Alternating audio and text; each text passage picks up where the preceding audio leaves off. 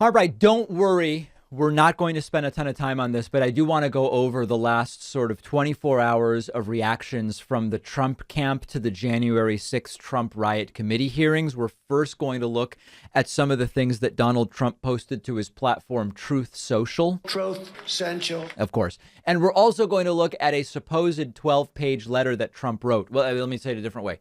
It's a 12-page letter, that Trump supposedly wrote. We're going to look at that as well. So let's start with Truth Social or Truth Social.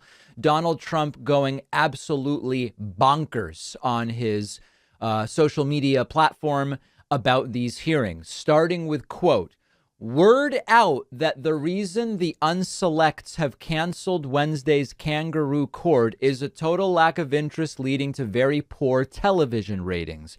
Could this be so? Maybe they should try getting a more talented Hollywood producer than the former president of ABC Fake News. He didn't do so well." So this is a calculated talking point from Republicans that nobody cares about the hearings. Now, of course, it's not true. Listen, it's not the Super Bowl. OK, we all acknowledge that.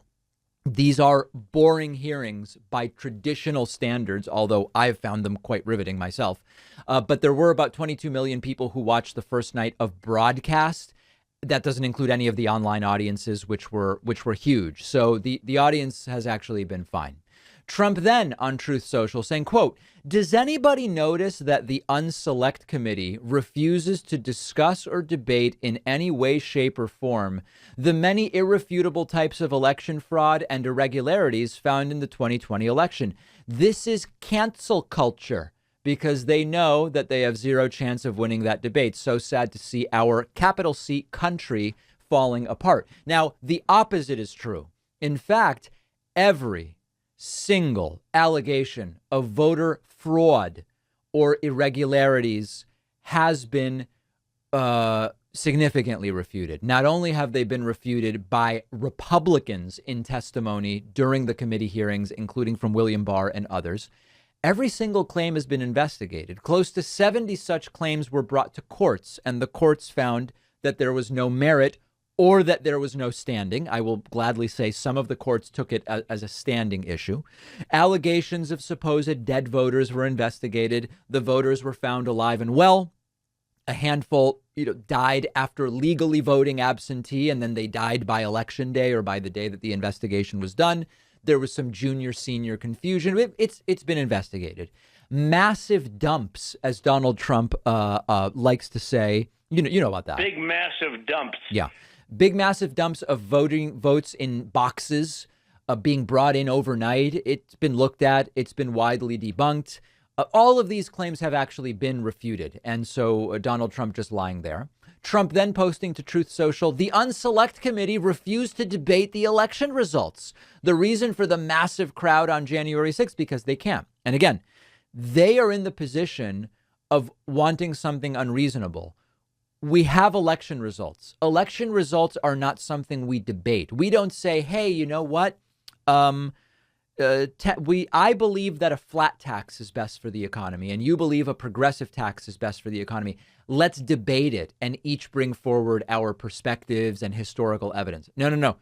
We counted the ballots and Joe Biden won. When there have been audits or recounts done, Joe Biden won. That's it. There's nothing to debate as far as that goes. Then Donald Trump posting, "The unselects are going against me because I am the only one who can fix our endangered country." And they want to destroy it. People want to go back to where we were just 2 years ago. Again, the weaponized narcissism. Only I can fix it. All of the things Trump told us he would fix during his presidency, he did not fix. And then Trump also attacking William Barr, who, by the way, still said he would vote for Trump over a Democrat in 2024. For all of the criticism that Barr has levied against Trump, he still said, "Oh, I'm not going to vote for a Democrat. If it's Trump versus a Democrat in 2024, I'll vote for Trump."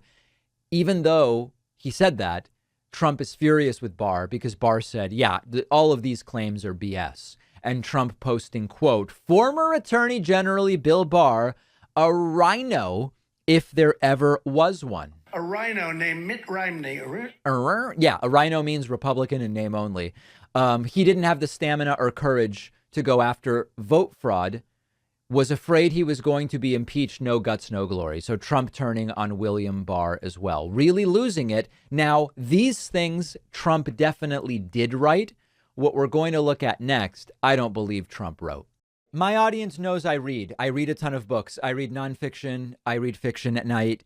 I'm always trying to consume information. And the truth is, I don't have the time to read every nonfiction book that I would like to read.